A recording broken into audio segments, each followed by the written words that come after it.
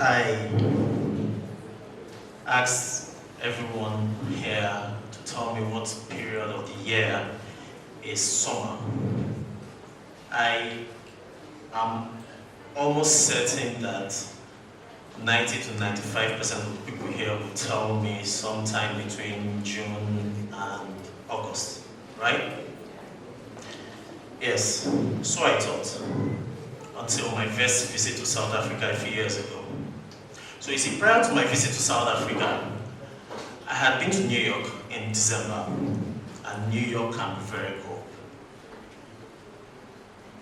But when I visited South Africa that year, it was, if not as cold as New York, but even colder. And this was in July. And it brought to mind, I remember during the World Cup in South Africa in 2010, I remember the footballers at the time, they were using gloves and they were using neck warmers. This was in June.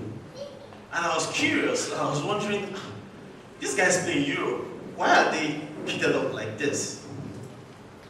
So that made me go search for the meaning of summer, find out, please, when is really summer? And the English dictionary tells me that summer is that period of the year between spring and autumn. But this interesting part, it says in the northern hemisphere, summer is somewhere between May, June, and August, September. And it says in the southern hemisphere, summer is between December and February. That's when it dawned on me that in countries like the United States, in the UK, summer is between June and August. But in places like South Africa, places like Australia, countries like the southern hemisphere, summer for them is between December and February. It's actually very, very hot, that period. So question, why is it that for most of us here, that's summer? I'll tell you why. Because most of the things you consume with regards to media, movies, and co are made from countries, United States and Europe.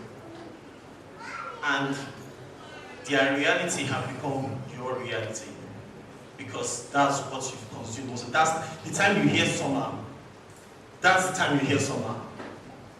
So, you know, so I'll give a simple example.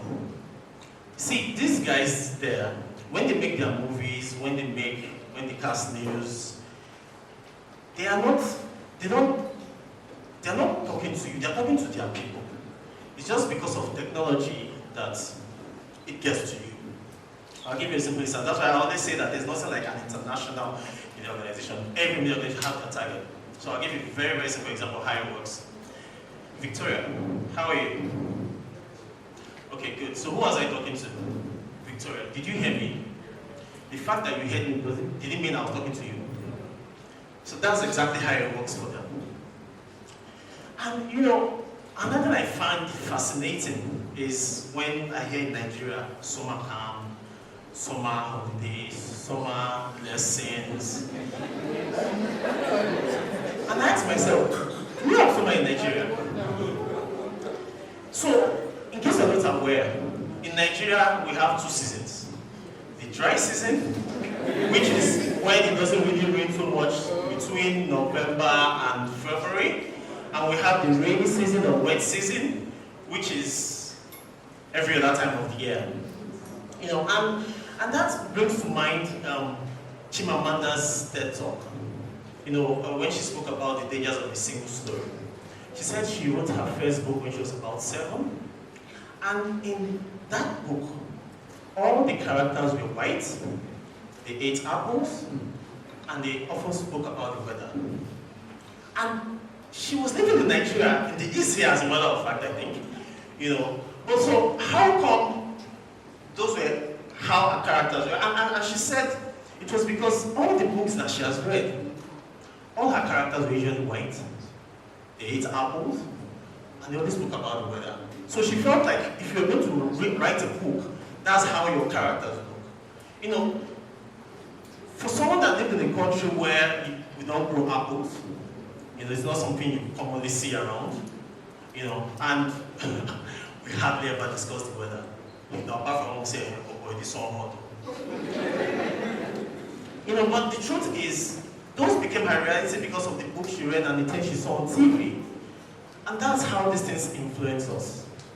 You see, this thing first came to my mind when I saw a movie titled Thank You for Smoking. If you've seen the movie, it was how in the 60s and in the 70s, cigarette companies created this ads and made sure that they used movie stars. So whenever you saw a movie, they were smoking. They created this wonderful ads and made it look cool to smoke. And you know what? Throughout that period, the whole of America and probably indeed the whole world was smoking. You see, filmmaking or films are a very powerful tool. And that's why the United States will never joke with Hollywood. Not just because it makes them a lot of money, but because that's the #1 branding tool of that country. So most of the things a lot of us here know, even though I'm sure most of us have never been to the United States, we know from movies. And that's why today, a lot of us want to dress like them. In fact, some of us even have American accents, even though we've never been to the airport. And all these things come from the movies we watch. You see, I'll tell you a very interesting story. When the first time I traveled out of the country was in my early 30s, and I'd never been anywhere at that time. So the first place I was going to visit was the United States. I was going to film school in LA. So I wasn't going to pass up the opportunity of stopping at New York first and see New York. I'd read so much about New York. I watched so many things about New York. You know, so I felt like I knew New York. It's not the Big Apple. It's not the city that never sleeps. It's not that city where if you make it there, you can make it anywhere. So I was very excited. So as I arrived, I took a cab. I was going to stay at Manhattan. My had a cousin staying at Manhattan. You know, so I took a cab from the airport. And it was a Jamaican that picked me. So as he was driving, he couldn't help but notice at some point that I had this look on my face.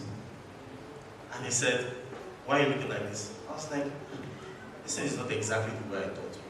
Because I thought that their streets would not have any bomb.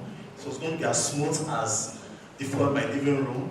I thought I would not see any people anywhere. You know, one of the things that really blew my mind was I remember when I went to use the subway train station. And when I was waiting, see, the kind of rats I saw on their train tracks. No, I'm serious. I've never seen rats that big. In fact, the way they strolled like they had, you know, authority in that place. Oh, now, this is Ojolekpa now. But you see, then it dawned on me that I've been a victim of good PR. You see, let me tell you something about films. We are very, very deliberate when we make films. You know, as a matter of fact, I always tell people that there's one thing we sell with films: emotion. So when you watch a good film, how you know you've seen a good film? It makes you feel something.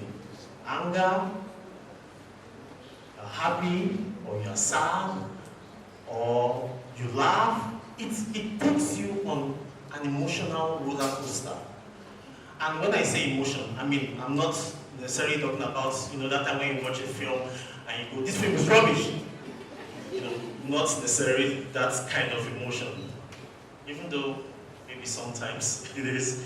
You know, but a good film is deliberately crafted to take you on a certain emotion. See, I'm privileged to have, I mean, I've not made too many films, but I've made a couple of short films and 3 feature films. Okay, the total has not been released yet, so maybe 2.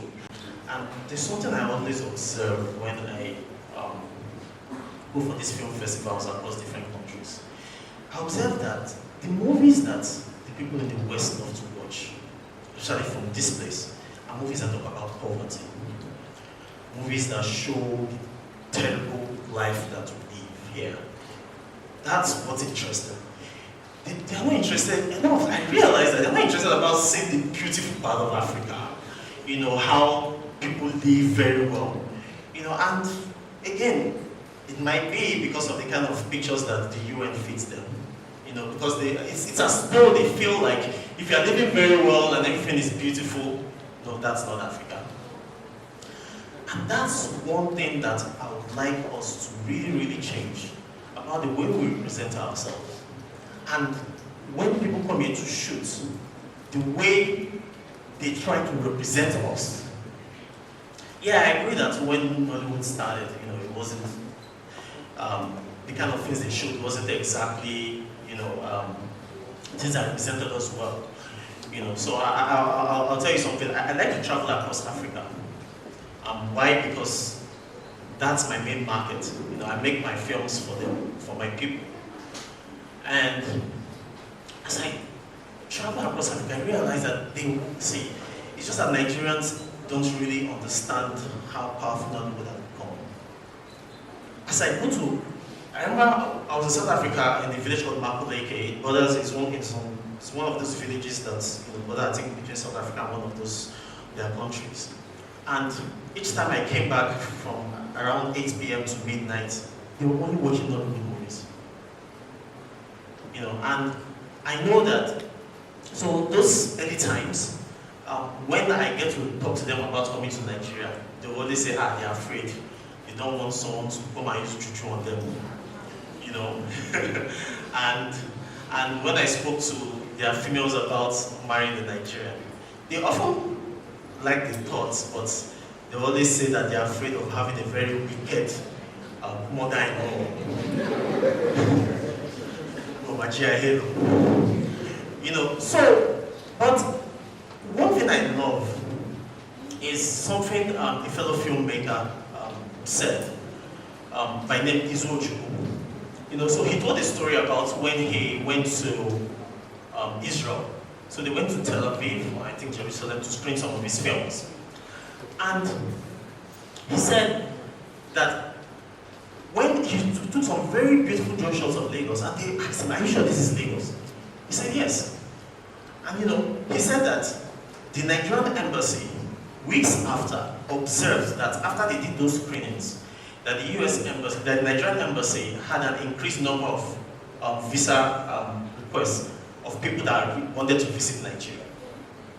So, I want to say this. You know, I teach film at Pan Atlantic University, and I also organize free workshops when I can for young people. And the reason why I do this is because I want to teach the young people about the importance of building a new world for Africa and the way that Africa must be projected. You know, so when I made my film titled Light in the Dark, I projected the Nigerian police to be very effective, prompt, and cautious. I know some people will say, but that is not reality. Let me also tell you something. We can use films to build the kind of future we want to see. Because I tell them, that's the kind of Nigerian police I want to see, and that's why I made them look that way. Not looking haggard or terrible looking police stations. So, my clear point today is for you to know that even though people can use films to tell a negative story about people, you know, like I like this story someone said. He said it's the first time he visited Europe so many years ago. As he arrived, they said to him, "We hear that you guys in Africa, welcome, we hear that you guys in Africa live on trees." And he said, "Oh yes, you guys are very correct. As a matter of fact, your ambassador lives on one of the tallest trees. And that's where your embassy is. So, while people can use film to tell negative story about the people, film can be used to also correct those stories. So as we build a new world, my current call to filmmakers is that we learn to project our people in positive light and the kind of way we want to see them. To encourage us by giving us locations to use for free, like the airport and the likes, so that we can use this to project our country. And for people like you to also invest in this kind of films that will tell a new story about Africa and the beautiful people of Africa. Thank you for this.